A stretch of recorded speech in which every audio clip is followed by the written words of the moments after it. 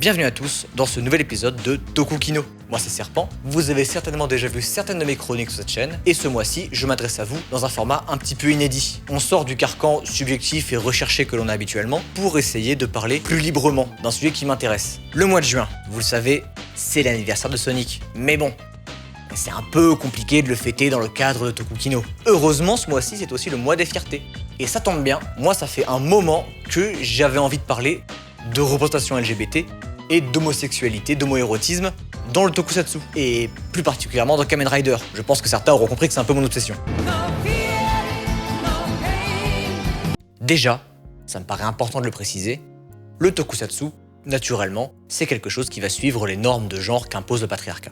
Pour faire simple, c'est un truc de garçon. Pourtant, en 2021, la NHK avait proposé un sondage auquel le monde entier pouvait répondre, et qui servait à déterminer quelle était la série préférée des gens, le meilleur opening, ce genre de choses. Quand on consulte les résultats de ce sondage, on se rend compte qu'un bon tiers des réponses ont été données par des femmes. Ce public existe. Évidemment, les femmes regardent du tokusatsu. Mais force est de constater que les séries, elles, ne sont pas pensées pour un public féminin. Dans la franchise Kamen Rider, on a assez peu de personnages féminins importants, ou du moins qui se battent. On pensera évidemment à Electronic Wave Humanoid Tackle, un personnage culte allié de Kamen Rider Stronger en 1975, que Ishinomori aura conçu suite à des demandes de petites filles, qui disaient qu'elles n'avaient pas de personnage féminin pour jouer avec les garçons à Kamen Rider. Comme quoi, le souci ne date pas vraiment d'hier. Mais bon, ça reste assez rare dans la série. Et puis, il faut pas oublier que Tackle, dans l'animé pourri de l'an dernier, là, c'est devenu un espèce de fantasme bizarre de Gunner.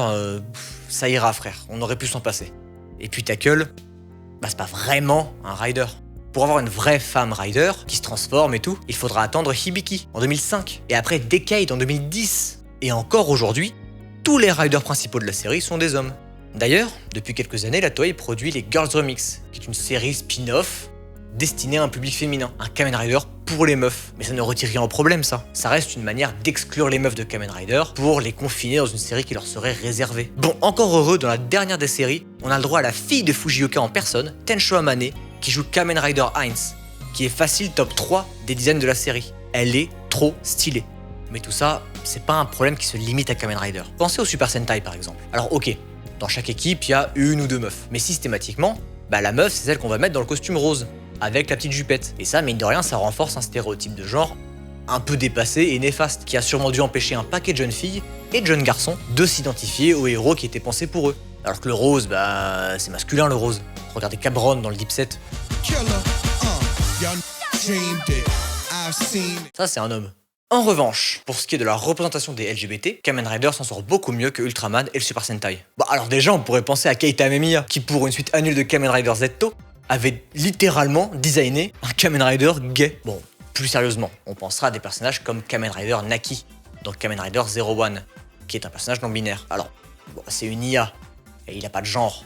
Mais de fait, dans le canon, il est non-binaire. Son interprète, Nakayama Satsuki, se déclarait lui-même non-binaire avant de faire son coming out trans en 2021. On peut aussi penser à Finis, du film Reiwa The First Generation, qui lui aussi est non-binaire. Il existe quelques personnages qui sont ouvertement homosexuels dans le canon. On peut penser à Luna Punt dans le film W, au début des années 2010. Un des premiers personnages ouvertement LGBT de Kamen Rider, c'était Kamimura Yu, dans Kamen Rider Wizard en 2012, la gérante du magasin de donuts qui était aussi une femme trans, dont le personnage ne se limite d'ailleurs pas à ça. Elle aura même sa propre forme Rider dans un film. Kaba-chan, qui joue le personnage, fera quelques années après la série son propre coming out trans. Mais bien sûr, le personnage LGBT le plus iconique de tout Kamen Rider, c'est sans aucun doute Oren Pierre Alfonso dans Kamen Rider Gaim. C'est un homme ouvertement gay qui parle français et qui tient une boulangerie qui s'appelle Charmant. Faut croire que la Toei, pâtisserie et queerness vont de pair. Oren, c'est un personnage qui est important dans la série. Il est puissant, il se bat bien, mais il est aussi très flamboyant, très camp, et il est tout le temps habillé en drague. On pourrait y voir là une image assez stéréotypée, moqueuse, maladroite de l'homosexualité.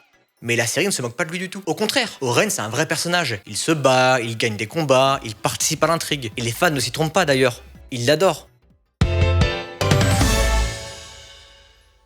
Parce qu'il faut le dire, le fandom Kamen Rider, il est plutôt queer, et ce à travers le monde. En Occident bien sûr, mais n'oublions pas l'Amérique du Sud, qui compte aussi un paquet de fans de la sauterelle. Bon, comme tous les fandoms, il a son côté puant réactionnaire. Mais il ne faudra pas traîner longtemps sur le Kamen Rider Twitter pour voir sa For You page envahie d'edits gays entre les personnages de W ou des tweets qui mettent en avant des moments très queer de la franchise. よく見たらどっかで見ていいからなぜ止めた témoigne d'ailleurs l'existence du compte Gay Kamen Riders, qui nous a même fourni le hackage ce mois-ci. Donc merci à lui. On peut se demander pourquoi est-ce que la série est aussi rattachée à la queerness sur les réseaux. Et puis en fait après on regarde un épisode et on se rend compte qu'ils ont totalement raison. C'est quand même sacrément gay cette histoire. Alors, évidemment, série pour enfants oblige, la série ne mettra jamais vraiment ouvertement en scène des relations qui sortent de la norme, avec l'exception notable de Rider Time Kamen Rider Ryuki, qui va mettre en scène un couple homosexuel entre deux hommes de la série originale, alors même jusqu'à suggérer une relation sexuelle. Dans la plupart des séries, on va trouver un love interest féminin, mais on a le droit à une poignée de scènes, tantôt humoristiques, tantôt à l'eau de rose, mais qui mènent jamais vraiment nulle part en fait. Vous avez tous dû voir des animés slopesques, vous savez très bien de quoi je parle. C'est pour ces raisons qu'en général dans les séries, on voit assez peu d'alchimie entre les personnages masculins et féminins. En revanche, c'est quand même beaucoup moins vrai quand on parle de relations exclusivement masculines. Toutes ces relations, qui sont aromantiques sur le papier, contiennent en réalité une espèce de tension romantique et sexuelle toujours sur la surface, comme une bulle à deux taux d'éclater. Les personnages ont l'air de se draguer comme pas permis, ils se toisent, ils se cherchent, ils se rapprochent. Je veux dire,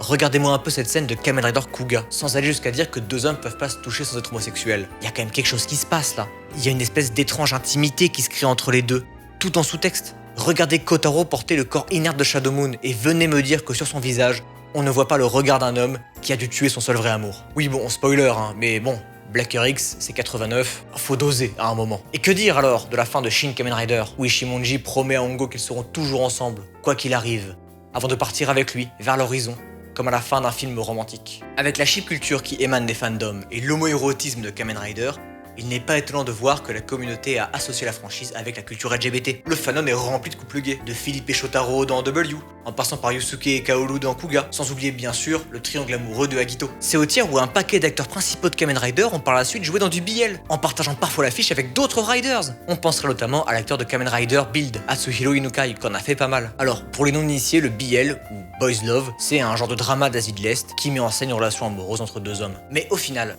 c'est dû à quoi, cette facette LGBT de la série? On pourrait trouver plein de réponses différentes. On peut par exemple penser que la série donne des dynamiques relationnelles entre ces personnages masculins beaucoup plus propices à faire naître une tension sexuelle et romantique qu'avec les personnages féminins, qui sont elles beaucoup plus relayées à un rôle passif et secondaire. Ce que je veux dire par là, c'est que dans Kamen Rider, deux hommes peuvent être rivaux, peuvent être amis pour la vie, ennemis jurés, l'un peut admirer l'autre peut être son leader. Tout ça, ce sont des relations très intenses, basées sur des rapports de force puissants, des émotions très fortes.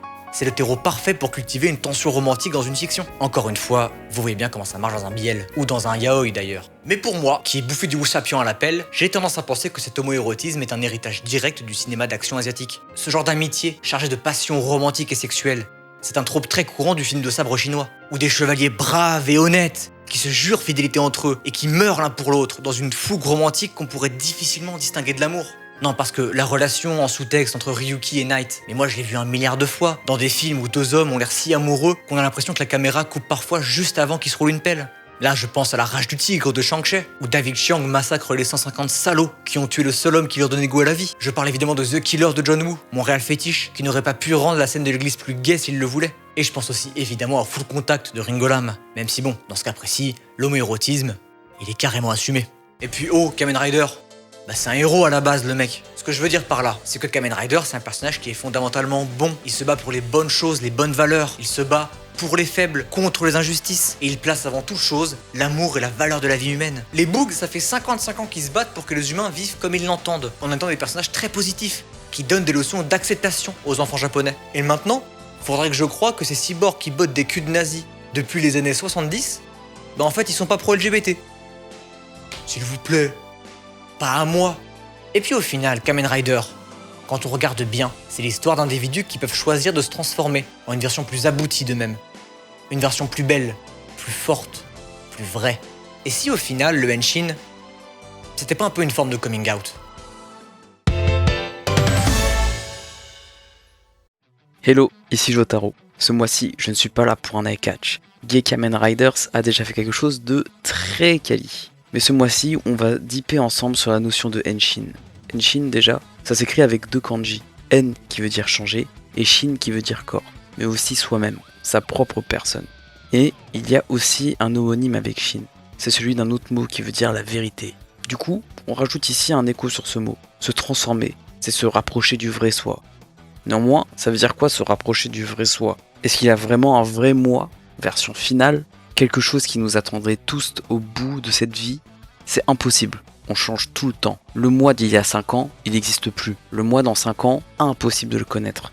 La vie n'a pas de sommet où on n'arrive pas complet. Si on était juste tout le temps en mode Henshin. Tant que je connais la forme de mon esprit, tout ira bien.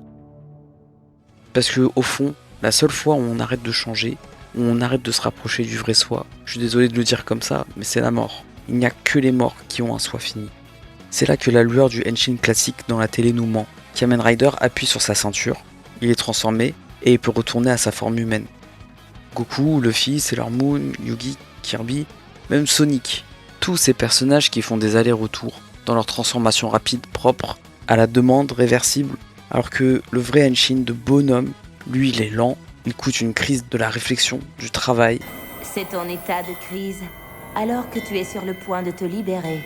On a un peu ces notions de crise lors des premières transformations, mais jamais la partie sale.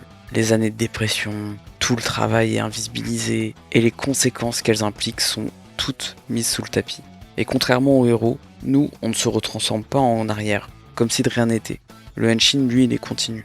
Mais certains riders, heureusement, reflètent cette réalité, comme dans Shin Kamen Rider de 1992, où le Henshin prend toute une séquence. C'est du body horror, et ça laisse des séquelles.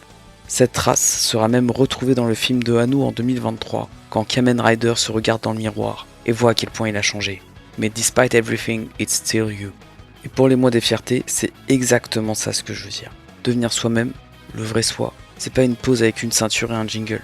Le Henshin éclair, ça n'existe pas. Je vais sortir la phrase la plus cliché de Simone de Beauvoir, en disant « On ne naît pas Kamen Rider, on le devient. Et devenir, c'est tout le truc. » Sortir du placard, transitionner, s'affirmer, c'est pas qu'une séquence, c'est le travail de toute une vie. Ça se finira jamais, vous n'êtes pas en retard, vous êtes toujours en train de devenir, et vous pouvez toujours le faire. Et ça, c'est le plus important, devenez. Henshin.